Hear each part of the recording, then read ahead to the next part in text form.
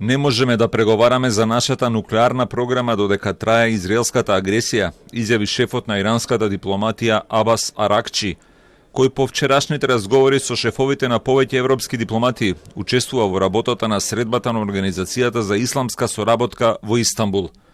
Аракчи повторно демантираше дека официјален Техеран барал да преговара со Белата куќа, предупредувајќи за можните последици доколку председателот Трамп одлучи САД да се приклучат на нападите против Иран. I cannot go to negotiation with the United States when our people are under bombardments, under the support of the United States. We have come, unfortunately, to the conclusion that the United States has been in this aggression from the beginning. You know, they deny, they keep saying that they are not involving, but we have many indications that they have been involved from day one. Unfortunately, we have heard that the U.S.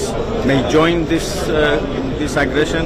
That would be very unfortunate, and I think that would be very, very dangerous for everybody. Турскиот лидер Реджеп Тајип Ердоган, кој се сретна со иранскиот дипломат, оцени денеска дека најголемата пречка за мирот во регионот е токму Израел. İsrail'in Gazze, Lübnan, Yemen, Suriye ve son olarak İran'a gerçekleştirdiği saldırıların tanım ve tarifi haydutluktur.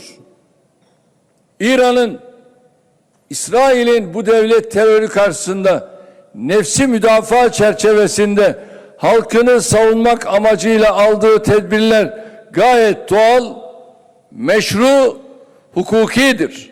Еврејската држава омеѓу време продолжи со нападите против иранските нуклеарни центри и повторно елиминираше високо рангирани команданти на Исламската република во втората недела од војните судири меѓу Израел и Иран. Убиени биле Саад Изади, командант во силите Кудс, кои се дел од Исламската револуционерна гарда, кој бил задолжен за помош на палестинските групи како Хамас.